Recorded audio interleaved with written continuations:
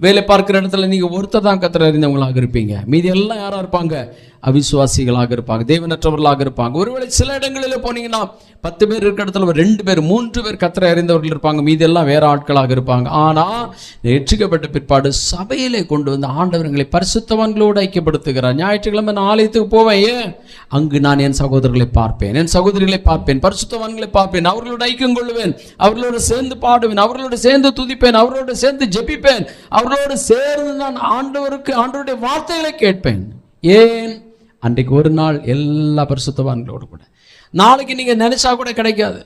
திங்கக்கிழமை ஐயோ நான் என் சபையில் இருக்க எல்லாரையும் பார்க்கணும், முடியுமா? செவ்வாய்க்கிழமை சபையில் இருக்க எல்லாரையும் பார்க்கணும், முடியாது. ஒரு நாள் உண்டு.